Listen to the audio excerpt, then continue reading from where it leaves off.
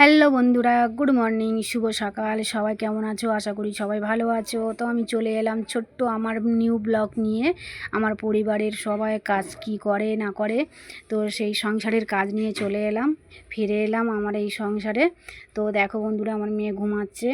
আমি এই ঘর মুছবো বলে ঘরটার পরিষ্কার করে নিয়ে নেতা রেখে দিয়েছিলাম, এটা ঘর পরিষ্কার করব। আর আমার শাশুড়ি দেখো ঘর ঝাঁট দিচ্ছিলো, আমাকে বলছিল বৌমা তুমি কাজ করে নাও, আমি ঘর উঠোন ঝাঁট দিচ্ছি। তো আমি চলে এলাম উঠোনকে ঝাঁট দিতে, আর আমার ছেলে ঘুমাচ্ছিল এই রান্না পাশের ঘরে। তো আমি চলে এলাম আবার এই পরের ইয়েতে। আমি শাশুড়ি এই দেখো ঘর উঠোন ঝাঁট দিচ্ছে। আর আমি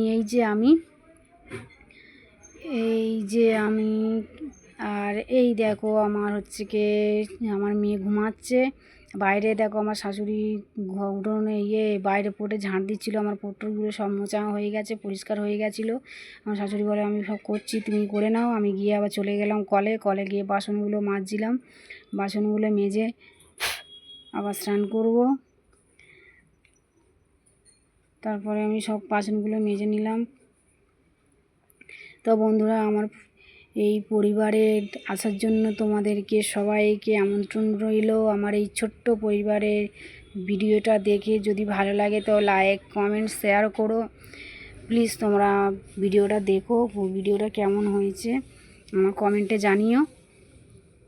তো বন্ধুরা, আমি বাসনগুলো মেজে আমি এই কলটা আবার পরিষ্কার করে নিতে হবে, কারণ মাজার পরে তো একটু কলটা নোংরা হয়ে থাকে।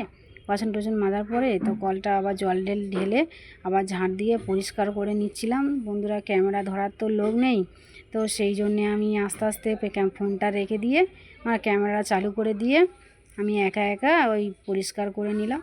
ক্যামেরা ধরার লোক নেই। বন্ধুরা, যদি ভুল কিছু হয় তো ক্ষমা করে দিও। তো দেখো চলে এলাম আবার এই পরিষ্কার পরিচ্ছন্ন করে। আবার এই ব্রাশ করলাম, ব্রাশ করছিলাম। ব্রাশটা করে নিয়ে আবার স্নান করব। আমি একা একা ফোন ধরি, ক্যামেরা ধরার লোক নেই, তো ওই জন্য একা একা আমি ক্যামেরা ধরে ভিডিওগুলো করি। তারপরে চলে এলাম কলে স্নান করতে।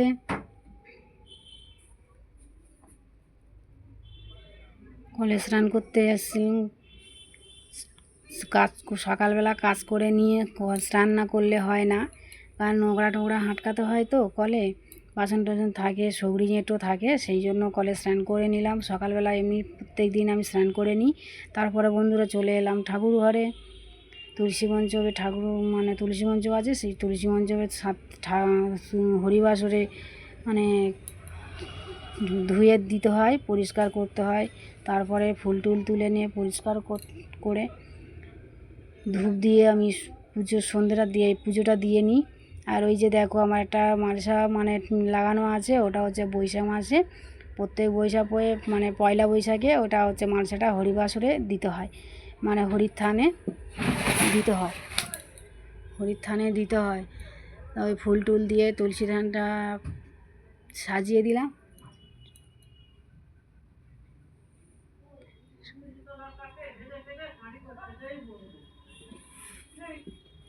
তো চলে এলাম সব পরিষ্কার করে ওই ঠাকুর ঘরটা সাজছিলাম।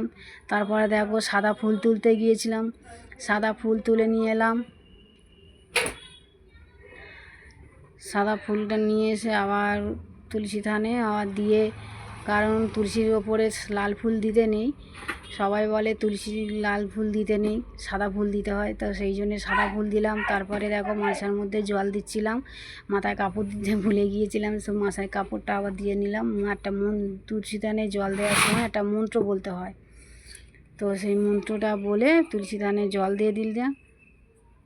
তো বন্ধুরা, তোমরা সকালবেলা কি করো না করো, ভিডিও ছাড়ো, আমিও ভিডিও দেখবো, তোমরাও আমার ভিডিওগুলো দেখো।